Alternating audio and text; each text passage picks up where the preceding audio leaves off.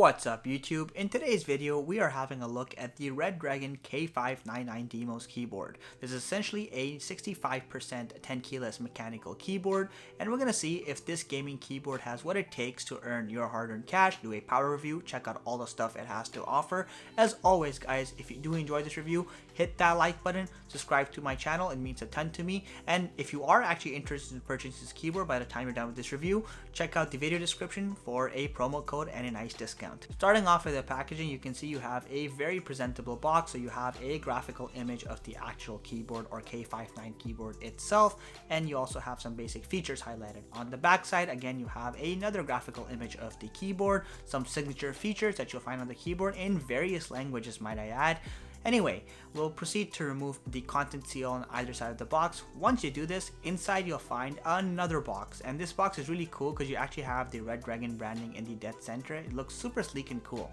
Once you open this box, inside the first thing you'll notice, of course, is that you have your keyboard itself. It's nice and compact, as you'd expect of a 10 keyless compact or 65% keyboard, but more on that later. Beyond that, you have a USB-A to USB-C charging cable. Also, you do have a mechanical key switcher because the keys are fully hot swappable on this keyboard.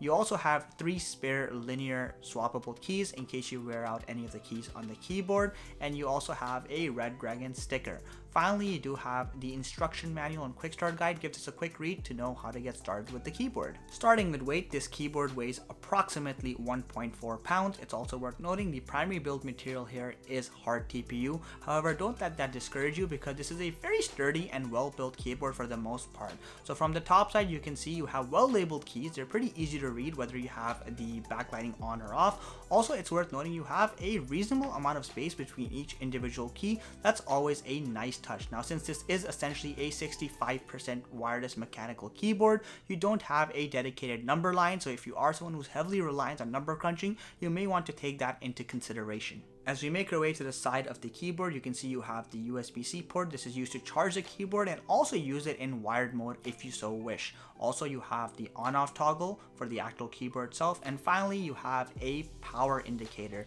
This triggers when you're charging the keyboard or when it's running low on battery, for example. On the bottom side of the keyboard, you'll notice a few interesting things. Firstly, of course, you have 2 adjustable height raisers on either side. They are single settings, so that means you can only have the height at one particular setting or the other, but that's quite alright. On the other side, you'll also notice you actually have this nice little slot for your USB wireless receiver. This is great if you plan to take this keyboard on the go. Let's talk about the most critical part of the keyboard itself, the typing experience. So this is essentially a cherry red equivalent keyboard, meaning it has linear keys. This is primarily designed for gamers, so keep that in mind, which means you get nominal tactile feedback, deliberately of course, and also it's supposed to be a more quiet keyboard. Now unfortunately, I will say this is towards the louder side as far as noise level goes, and that's primarily because you have a fair bit of after press recoil. Now, while I wouldn't go as far as calling this a deal breaker, it's definitely something to consider if you have an OCD for super quiet keyboards. Also, it is worth noting that when I was gaming with this keyboard, I found that the actual quality of the mechanism is very impressive. This keyboard does not have any sort of lag. Firstly, the actual wireless receiver does not have any interference. It has nominal latency, and it's almost as good as having a wired experience. Furthermore, actually pressing on the keys themselves definitely proves to be a very enjoyable experience. I found that this performed exactly how you would want a linear keyboard to do so during gaming. And yes, this keyboard is fully RGB backlit, so you have a total of 18 built-in lighting presets, anything from wave to pulse to just static colors. And yes, you do have a total of 9 unique colors. Furthermore, you have a total of 6 adjustable brightness level settings, which is quite nice depending on the amount of light you like coming out of your keyboard. It's worth noting that all these functions can be performed directly from the keyboard itself, and you do not require any additional software to actually use this functionality. As I briefly mentioned earlier, this keyboard has wireless connectivity. It primarily relies on a wireless receiver or USB dongle to connect to the computer of your choice. However, you can also use this in wired mode by simply connecting the USB-C charging cable to a computer of your choice. Unfortunately, there is no Bluetooth connectivity, so you will have to rely on the wireless dongle. It's also worth noting, in terms of battery life, you can get up to 60 hours while keeping the LED backlighting off and up to 30 hours while keeping it on. In a real world test, I got approximately 26 to 27 hours on a single charge, but it's worth noting I had the actual LED brightness on maximum settings. Now, of course, this review would be incomplete without a sound test of what the keyboard actually sounds like, so here you go.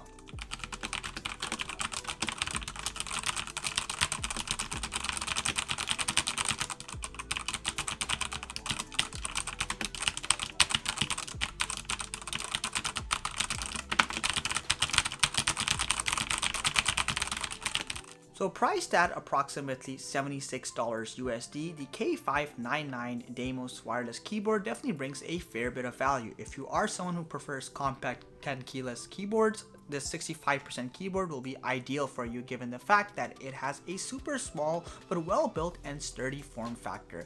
If you are someone who likes aluminum finishing, that might be a factor to keep in mind, but then again, this is technically a budget keyboard. Furthermore, the key quality is more than reasonable. You'll have a great time gaming, and you can also do some occasional typing on this keyboard if you are someone who's typing essays.